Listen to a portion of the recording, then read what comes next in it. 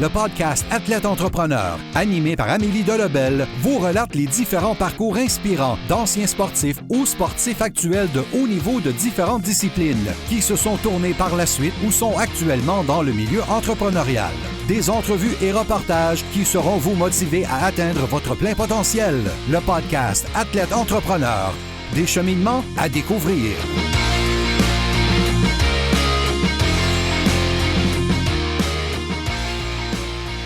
Bonjour à tous, ici votre hôtesse Amélie Delebel et je suis très heureuse de vous accueillir sur mon podcast Athlète Entrepreneur pour cet épisode 079 sur de la natation à l'entrepreneuriat avec Charles Francis.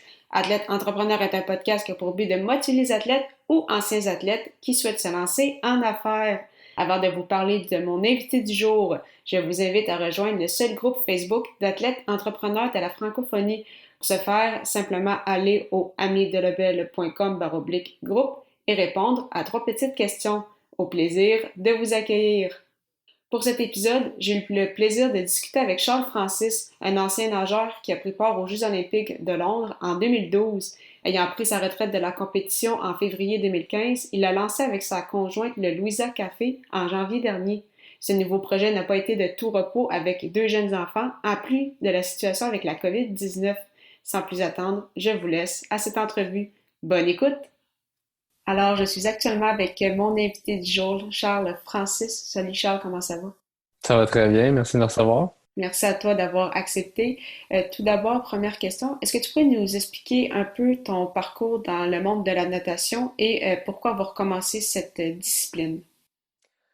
Pour faire l'histoire courte, c'est un peu dans la famille. Mes tantes, ma mère ont nagé quand elles étaient jeunes dans mon petit patelin de Cowansville dans le canton de l'Est.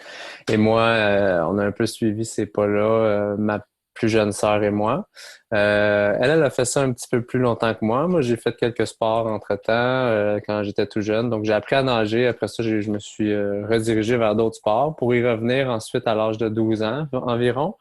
Et je le faisais vraiment de manière plus comme un loisir que plutôt qu'avec des objectifs, des grands objectifs, disons.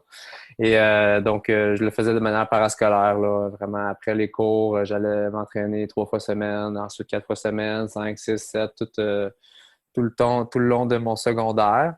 Et c'est vraiment quand je suis allé, quand j'ai fait le saut vers le cégep que je me suis redirigé vers un programme un peu plus sérieux. Donc, j'ai déménagé des cantons de l'Est pour me rendre jusqu'à Montréal.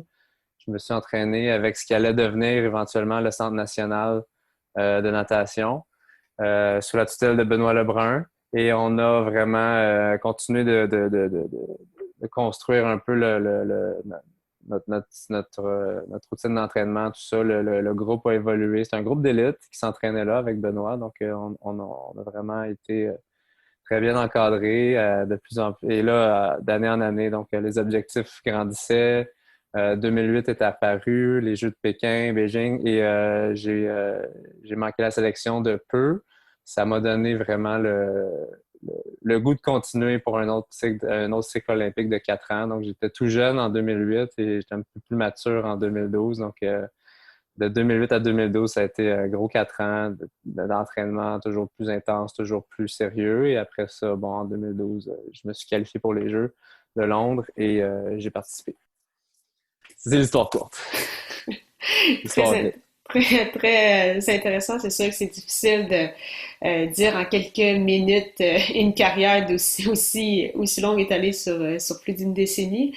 Oui, exact. Tout au long, en fait, tu as eu plusieurs hauts et des bas aussi au cours de ta carrière. Quel a été en fait ton plus grand défi selon toi et qu'en as-tu retiré pour la suite de ton parcours?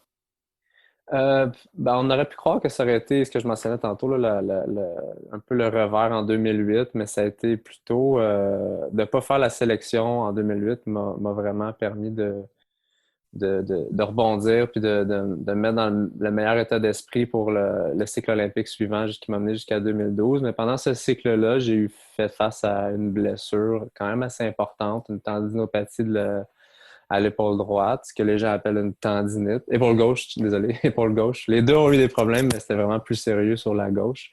Donc ça m'a traîné, ça m'a suivi quand même quelques années, de 2000 juste, ben ça a commencé autour de 2010, puis 2013, c'est encore très présent. Pour ce qui était, bon, la blessure en tant que telle a été vraiment en dents de scie, là, des hauts et des bas. Des fois, ça allait bien, des fois, ça allait vraiment moins bien. Donc, c'est sûr que ça m'a appris la persévérance, la résilience aussi, là, ça m'a appris aussi à travailler de manière un petit peu plus intelligente, de jamais avoir peur de peut-être prendre du recul face ben, dans ce cas-ci, c'était face à tout ce que je faisais comme entraînement, prendre un peu de recul là-dessus pour prendre le temps de bien faire les choses, de me reposer, de me guérir, puis après ça, de repartir en force. Puis c'est vraiment quelque chose que j'ai été capable d'appliquer après ça par la suite dans la vie de tous les jours. Puis ça m'a jamais fait, d'appliquer ce genre de mentalité-là m'a jamais vraiment ennuyé. Ça m'a souvent plutôt aidé. C'est sûr, c'est tout le temps des processus. Ça fait que le processus devient un petit peu plus long, mais il faut vraiment de repartir en force après ça qui, au final, est beaucoup plus bénéfique, là. Ça l'a été pour ma blessure et ça l'est encore pour tous les défis que je rencontre. Parfait.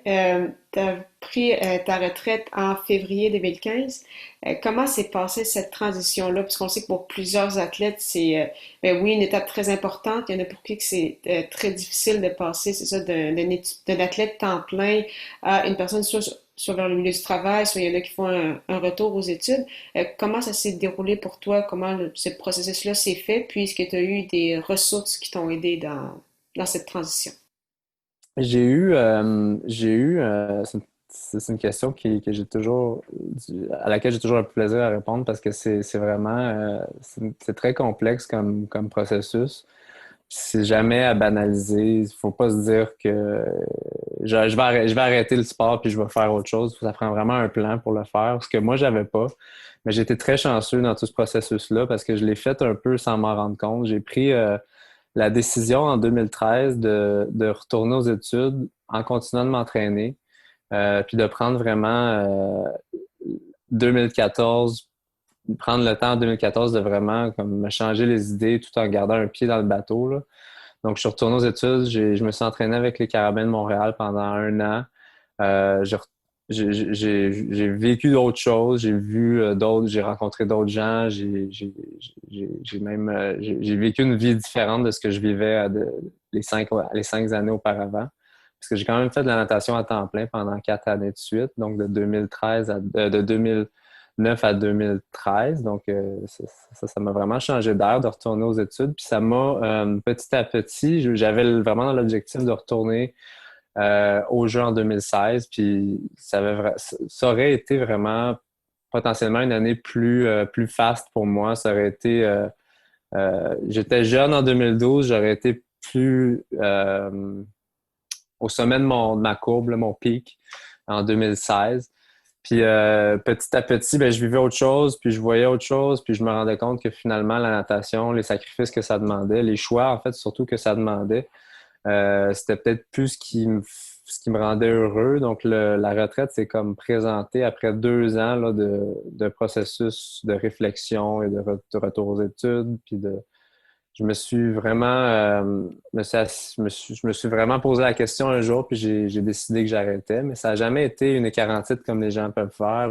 Ou j'étais chanceux que ce soit pas une blessure vraiment difficile ou encore n'importe quelle autre circonstance qui fait que c'est pas de mon ressort. Moi, j'ai été chanceux de pas de pas nécessairement me rendre compte que j'étais dans cette voie-là, mais je me suis finalement rendu après 2 ans de transition à prendre ma retraite. Donc, ça s'est fait sans trop de grandes remises en question, ni de chamboulement. C'est sûr que ça a eu, une fois que la retraite était confirmée, tout ça, ça a été plus difficile à certains moments de me rendre compte que là, finalement, il fallait vraiment que j'ai autre chose pour me motiver, mettre mes énergies dans un autre projet. Mais une chance, j'avais les études, une chance que j'avais un bon système, un bon entourage, la famille, les amis, une copine extraordinaire. Donc, j'ai été très chanceux. Puis, je le répète souvent à ceux qui me la posent, cette question-là, il ne faut pas minimiser que ça peut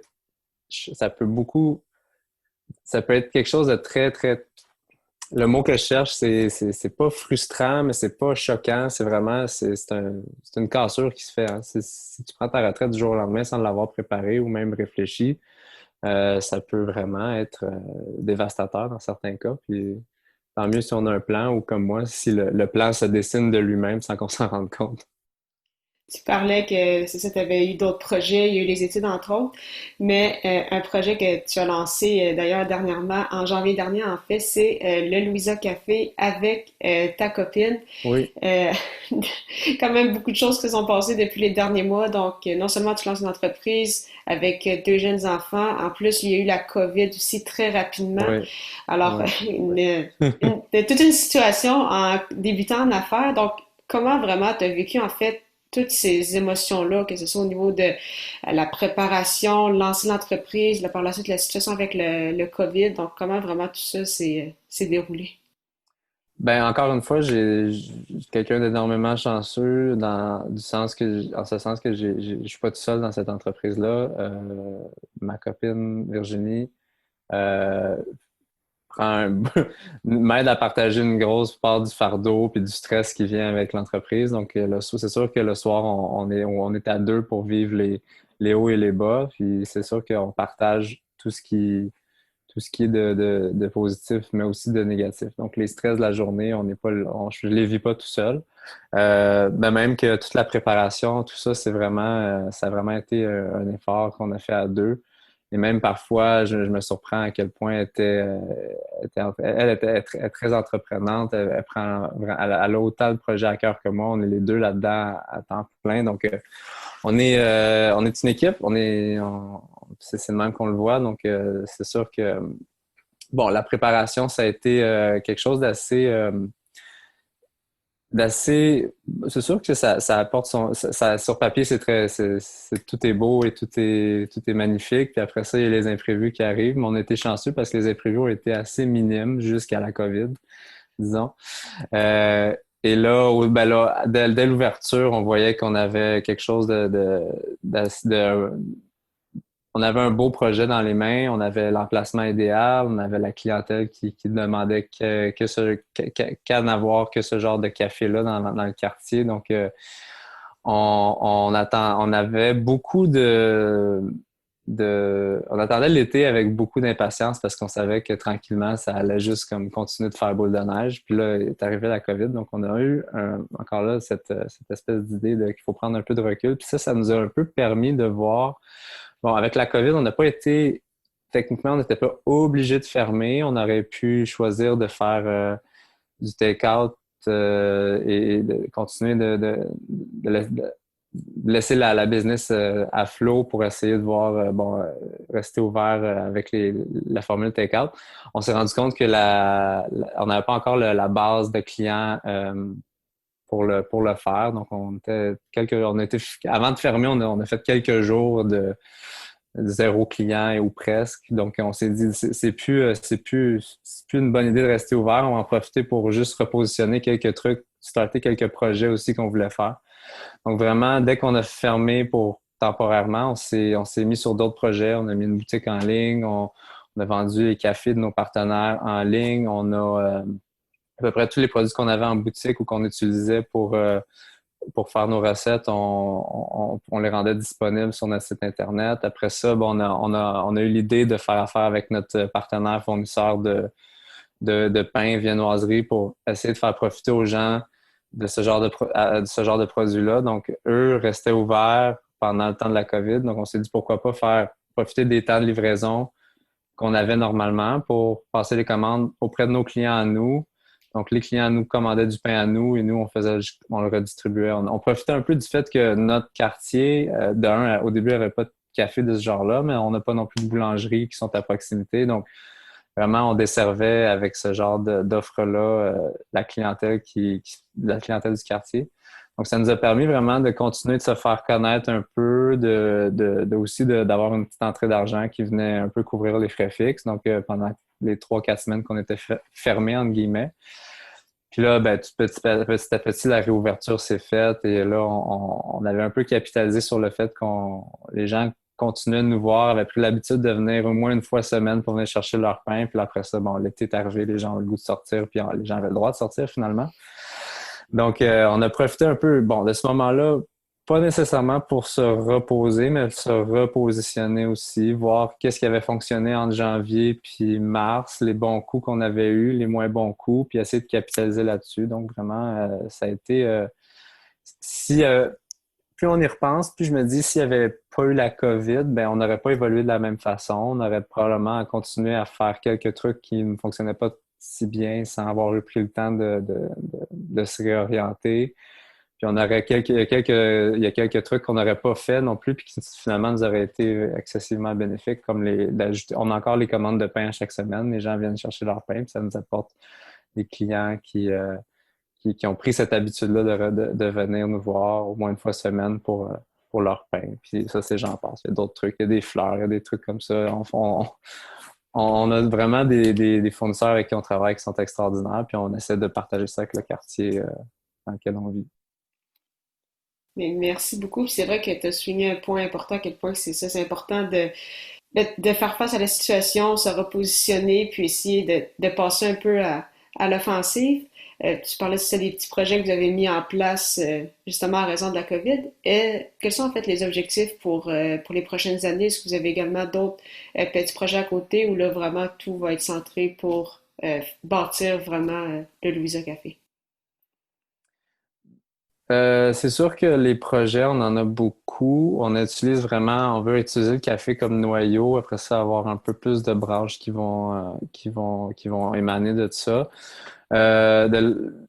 C'est sûr que pour l'instant, on travaille sur des petits projets comme là, on vient tout juste d'obtenir un permis d'alcool. Donc, on veut voir comment apporter des produits un peu plus qui diffère un peu de ce qui est offert à la SAQ. Donc, on fait affaire avec des importateurs privés, des produits québécois, des produits du terroir. Donc, on veut vraiment apporter ça de plus dans le quartier. C'est vraiment des trucs qui sont en lien là, avec le café. Je dis pas que d'ici 2 ans, 3 ans, il y aura pas d'autres ramifications qui vont être plus satellites que ça, mais pour l'instant, c'est de voir comment on peut se diversifier avec ce projet-là. C'est sûr qu'au début, on avait même dans l'idée de faire des cours de cuisine, puisqu'on s'est fait une très grande cuisine. On voulait profiter du fait que Virginie a un bac en nutrition. Elle adore, elle cultive la passion de la nourriture. Elle aime partager ça avec les gens, puis elle aime utiliser cet outil-là pour améliorer ou même permettre aux gens de vivre une meilleure vie en meilleure santé. C'est sûr qu'avec la COVID, c'est un peu plus difficile de se serrer comme des sardines à 10 dans une cuisine pour faire des cours. Donc là, ce projet-là a été justement mis un frein, mais on voit comment on peut intégrer d'autres projets à ce café, à notre café, en fait. Puis là, on a une équipe aussi qui grandit. On a un petit peu plus de gens qui viennent nous aider en cuisine, entre autres. Donc, on pense peut-être voir un peu profiter un peu, développer cette cuisine-là, cette grande cuisine-là, justement, qui nous sert, puis voir comment on peut la développer puis la maximiser au mieux.